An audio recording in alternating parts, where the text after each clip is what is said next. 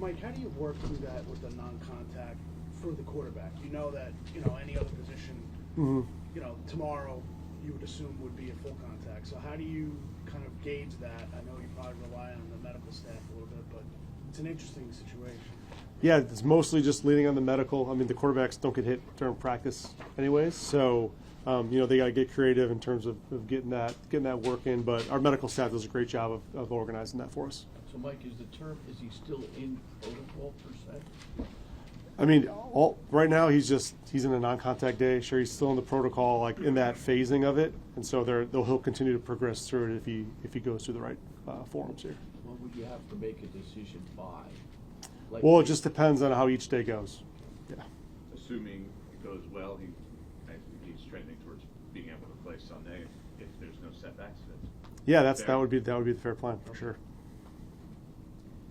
You ripped through those injury guys. You said the three names you said are going to be limited today. Yes. So what about Kayvon, Slayton, and Adbo? Those guys were Let me look back at the sheet first. Thank you for the question. Kayvon is out. He will not participate today. Slay will do some work on the side. And what was the third name? Adbo? Yeah. Adbo will not participate today. Is there any concern? I know you had a couple of days here with that we actually that's long term at this point, or I'm sorry. Adbo, regarding you might have to shut him down. Oh yeah, I mean we're gonna progress through it. We'll see how he feels again tomorrow, and just kind of take it day by day with Adbo. It's not anything they found like we need to shut him down or he needs a procedure or anything. Yeah, he felt good going into the game, and then just as he was talking with the medical staff, they made the right decision to kind of hold him out. Been on the job for a week. What's been the biggest change for you? The biggest change, I'd say, is just your open doors and open lines of communication with more of the players. Right? You're exposed to them a little bit more often. The defensive side, the special teams unit, and then the coordinators and coaches. You're talking with them a lot more. Certainly, a lot more medical meetings and things like that, roster meetings. But those are all parts of the smaller parts that I was with as the coordinator. But now you're just exposed to more of that. So I'm learning each day, learning a little bit more and more, and it's been a cool process to kind of see it all gets built together, and then going through a game day process, the game day procedure. What areas can I improve on? What areas can I be more beneficial and more of an asset for the group, for the coaches, for our game management team, for the offense. And so it's just that finding that balance that I'm working through right now. But I got a great support staff, and they're helping me through the way and showing me the ropes and giving me great advice. And so I'm just trying to take it and roll with it. Like, what have the challenges been in relation to that, to not have the other stuff take away from your offensive, your play calling and put the game plan? Yeah, that's why I got a great staff around me that can kind of next man up and continue to carry the torch for the offensive group. Got great leadership with Shane, with TK, with Gobes, and those guys are leading their rooms and leading their groups, and I can come in and continue to be an asset for them and help them any way I possibly can. If Jaxson is in line to play, would Jameis be your backup Sunday? That would be the plan, yes. So, Mike, we talked about you personally, but what's your focus for the team here in these final weeks? Improvement, growth, wins. Like, how would you summarize what you're trying to accomplish? Really just focused on today. And today is the most important day. Our first and second down game plan focused on, making sure that we're dialed in on our cadences. We're going to a loud environment. So, it's hard to look that far ahead when we have a really, really important day today. Mike, what do you hope to see from Abdul today and moving forward? I mean, he obviously had a public incident and embarrassment, certainly. So what do you hope to see from him? Yeah, well, I'd say the first thing is, Abdul, he's got my full support, and we're all here for him. The coaches, the players, the leadership group, and it's really not. I mean, it's not really necessarily about Abdul, but about everybody in our unit and our team. They got our support, and we're here. We got their backs. And so, I'd expect him to approach like he does every day. He practices his tail off. He plays his tail off. He's continuing to learn and grow as a young player, and I'm proud of him for how he's handled these things. It hasn't been an easy couple days, but I'm proud of him, and I think he's earned a lot of respect in the locker room. Will continue to grow and be a great teammate and learn from the things that he's done. Like with Hodgins coming in so late last week, can you speak to that whole process and how, Yeah, I have. the accomplishment? Yeah, no, I have a lot of familiarity with Isaiah. He's been in multiple training camps. He came in, our first year and had a great year in terms of just jumping into the role from some familiarity standpoint.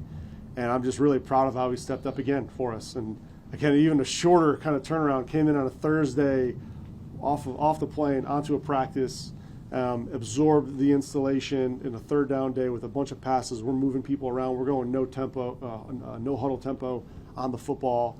It was just really impressive to see him go out there and execute. And then as Coach Groh was meeting with them, as Troy Brown was meeting with them throughout the week, then getting to the game day and watch him just go execute and play and have fun and really play without any kind of indecision.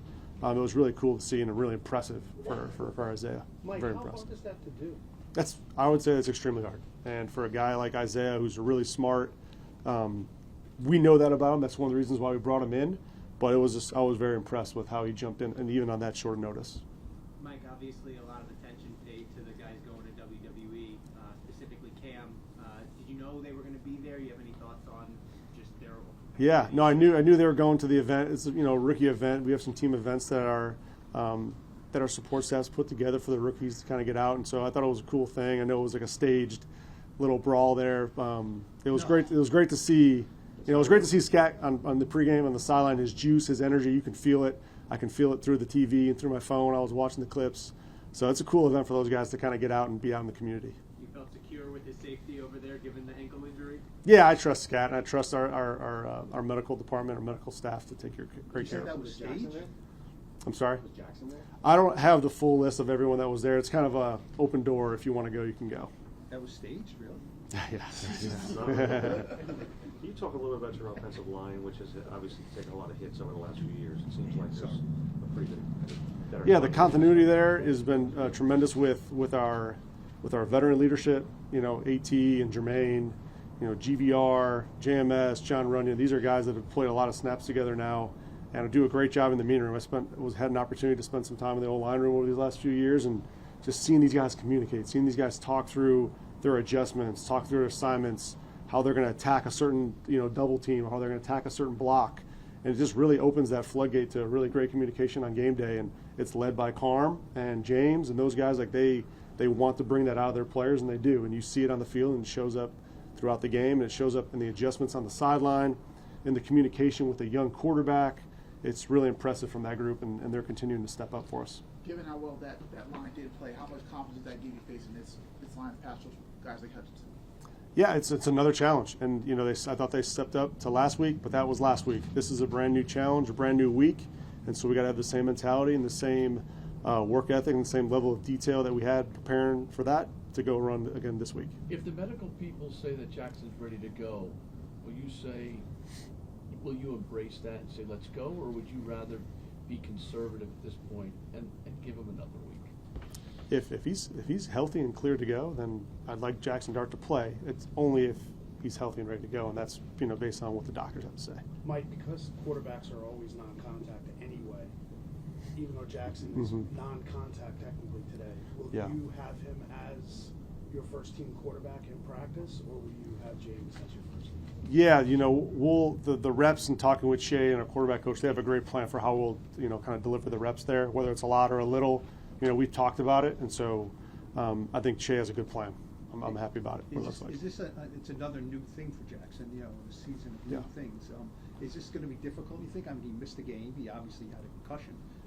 Now he's got to shake that off and come back, and after missing a week, and is that going to be difficult as a quarterback? I don't want to speak for Jaxson, but he's a pretty smart player. He was dialed into our game plans last week. I mean, he's been preparing like this, even early in the season when he wasn't the starter. So I wouldn't expect anything different. We just had a great walkthrough with him in the offense. So, I'm excited for this practice. And again, why we practice is so we continue to get better. So the mistakes, if they happen, that's great. We can go get them cleaned up. We can go get it fixed. We can, take some positive out of that and continue to build. And so, whatever happens on the practice field, that's the greatest challenge as a coach is, okay, when the things go wrong, all right, how do I adjust and correct it, and then give that information to the player so that on game day they can just play fast and decisive. Hey, Mike, I know this is maybe a little bit of an odd question, but have you spoken to Dave at all since you've taken over, whether it's for any advice or has he reached out to you? Yeah, we've reached out to each other. Yes. Has he been helpful in any ways to just? I'm gonna keep him private. I appreciate it. I don't mean specifically. Yeah. I just mean obviously I'm not asking him, but I'm just kind of curious if he's offered any assistance. Just out of respect for Dave, I'll keep him private. The conversation's private. Mike, Thank you. Two more. What's the thought process to how differently you start practices, where you have like the special teams out there and then the other guys walk out and stretch separately? Like, is that Oh, you're talking about the Kansas Friday City- practice? Yeah, the Friday. Is that Yeah. like a Kansas City thing or like? Yeah, I took that from Kansas City.